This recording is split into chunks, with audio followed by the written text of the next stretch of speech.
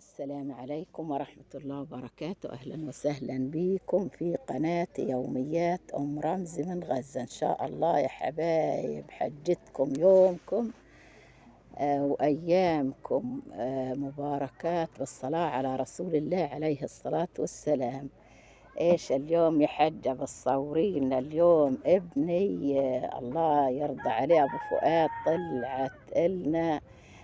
طلع إلنا طرد منظفات، فراح يستلموا، فصور إلكم الطريق وصور لكم الخيم اللي بعترات في هالمواصي يمين وشمال تحت حر الصيف طبعا. الله المستعان. إن شاء الله ربنا يفرجها علينا إن شاء الله. إن شاء الله ربنا والله لا يجيبوا منظفات، لا يجيبوا لنا إيش لبن العصفور. ما يعني ما بتهون علينا البهدلة اللي إحنا فيها، بهدلة مرمطة حشرات صيف قلة مي يعني ايش بدي احكي. كل المخيمات طلع فالصغار حب في ايديهم وفي رجليهم، وربنا يستر ربنا يستر ان شاء الله. احنا خايفين على صغارنا من الامراض من الحشرات اللي في البيوت. والله مش قلة تنظيف، مش قلة كنس، من زحمة الناس والمي ورطوبة. يعني ايش بدي احكي، ما في كلام احكي الا ما بقول الا لا حول ولا قوة الا بالله العلي العظيم. وزي ما حكيت لكم في اول الفيديو، ابني ابو فؤاد راح يستلم طرد المنظفات، وإن شاء الله ربنا هيك يهونها علينا. واللي بقول لي يا حاجتي أنت بتطول علينا، والله يا حبايبي وخاصة يا نجاة يا بنتي يا نور عيني من الجزائر، أنا بطول غصب عني. احنا جوال واحد في البيت، وكانت المدة الأخيرة أم فؤاد يوم في البيبي عند دكتور خاص، يوم في المستشفى، ودايما الجوال معاها حتى لو والله لا يقدر صار أي إشي تتصل علينا. علشان هيك ما بصور كتير، يعني ظروف أقوى وأصعب منا الحمد لله. وبارك الله فيكم، بارك الله في كل اللي بفقد حاجته ولما تتأخر عليكم. بارك الله فيكم. إن شاء الله ربنا يسعدكم كل عام وأنتم بألف خير. وبارك الله يا فيك يا بنتي يا نجاة اللي بتفقدين، وسلام خاص لأميرات حبيبات ستهم ابتهال وأماني.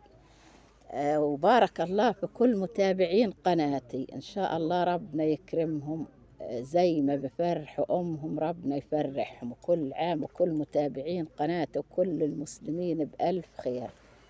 وزي ما بتشوفوا هالشباب في هالحر صافين على الدور علشان يستلموا طرد المنظفات طبعا في مواصي خان يونس. إن شاء الله ربنا يفرجها علينا وربنا يهونها وتزيح، ربنا يزيح الغمة وهم وغم إن شاء الله ينزاح عن أهل غزة.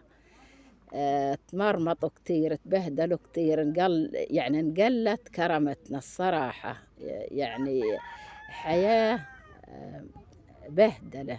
إن شاء الله ربنا يهونها إن شاء الله. ادعوا لنا في هالأيام المفترجة ربنا يرجعنا احنا يا أهل رفح خاصة، يعني أهل رفح هم اللي ضلوا نازحين تقريبا، وفي شوية من الشمال، بس الأغلب يعني رفح تقريبا كلها نازحة من مدينة رفح، كل أهل رفح نازحين. ويا ترى يا حجتنا ايش الكرتونة فيها؟ الكرتونة فيها يا حبايبي خيرات الله الحمد لله، فيها الصابون، فيها الفوط، فيها البريل الجلي، فيها اللهم صل على كامل النور. الصراحة من أول الحرب ما طلع لنا طرد زي هالطرد الحمد لله. بس والله لا تجيبوا لنا ايش ما يجيبوا، ما يعني ما بهونوا يكفي أنا قاعد أنا وولاد وكنايني الحين في الخيمة، والله كأنك قاعد قبال يعني نار، نار حر حر حر، والأطفال بصيحوا والحجات بصيحن والمريض بصيح، والله يستر. الحمد لله ظروف صعبة زي ما انتم شايفين. فيها لا سلومة طبعا. بتعرفوا البيبي إن شاء الله الحمد لله خفت قحته يا حبايبي الحمد لله، وهذا ببركة دعاكم إلنا. بامبرز طبعا وصابون ومحارم مبللة برضو للببة، واللهم صل على رسول الله، ومسحوق غسيل، وفيها ديتول، فيها صابون، فيها فراشي أسنان، فيها معجون أسنان. اللي ربنا كرمنا احنا كنا يا حبايبي نغسل صحوننا بمعجون الأسنان من قلة الصابون. فركنا الريحان على أواعينا علشان نغسلهم. جلينا مواعيننا الله يكرمكم بالرماد، جلينا مواعيننا بالرمل. الحمد لله يعني رب العالمين كريم، بس الواحد يصبر، الصبر مفتاح الفرج.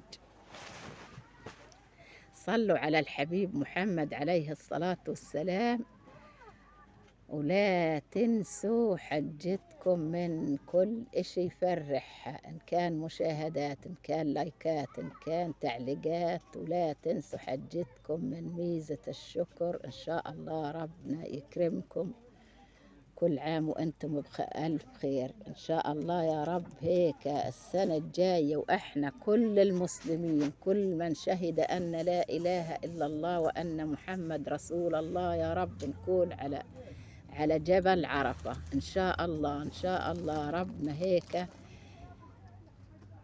يسعدنا بزيارة النبي عليه الصلاة والسلام. اللهم صل وسلم وبارك على سيدنا محمد. وهيني يا حبايبي بفرجيكم الأغراض اللي موجودة طبعا في طرد المنظفات.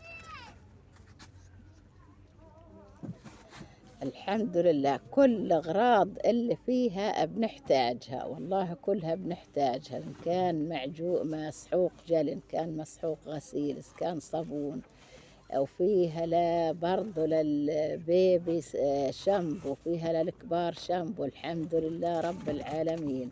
فيها فوط للكبار، فيها فوط للصغار، بشاكير. يا اللهم صل على رسول الله. الحمد لله زي ما بحكي لكم أول مرة في ال3 سنين اللي تمرمطناها نستلم طرد منظفات فيها ورق تواليت، فيها الحمد لله يعني كل اللي بيحتاجه الإنسان في البيت موجود فيها. نحمد رب العالمين ونشكر فضله إن شاء الله يا رب. عقبال هيك ونفرح واحنا مروحين على رفح إن شاء الله. إن شاء الله يعني في الأول كنا نقول إن شاء الله نعيد في رفح، بس الظاهر ما في نصيب. إن شاء الله يا رب بعد العيد نرجع على رفح. اشتقنا لرفح، اشتقنا لنسمة هوا رفح، اشتقنا لكل خطوة في حارتنا. بدنا نشوف إيش صار في ديارنا. زي ما بيقول اشتقت لك يا دارنا يا ملفة أهل الديار. إن شاء الله والله اشتقنا لبيوتنا. يعني الواحد نفسه يشوف إيش جرى لبيته، إيش صار فيه، إيش يعني إيش ضل، إيش راح. الإنسان قاعد في حيرة الصراحة. الحيرة أصعب إشي يا حبايبي لما الواحد يطلع من بيته وغيب عنه إلنا الحين أكتر من سنة. هذا النزوح الأخير بس، وهي جردل يا حبايبي بتركب له حنفية. يعني الصراحة إشي مرتب جردل. وهي الحنفية الحين بنركبها إن شاء الله يا رب، نركبها قريب في رفح. اللهم امين يا رب العالمين. وزي ما بحكي لكم لا تنسوني من كل اشي يفرحني. ان شاء الله كل عام وانتم بخير، وربنا يشفي كل مرضى المسلمين، ربنا يعطي كل مسلم كل متابعين قناتي كل اشي يفرح قلوبهم، كل إشي يبسطهم، إن كان نجاح، إن كان ذرية صالحة، إن كان زواج، إن كان اللهم صل على رسول الله آم، شفاء. ربنا يشفي كل مرضى المسلمين، ويشفي يا رب كل يعني كل إنسان أو كل متابع للحج، ربنا يعطيه لما يرضيه السعادة الهنا السرور.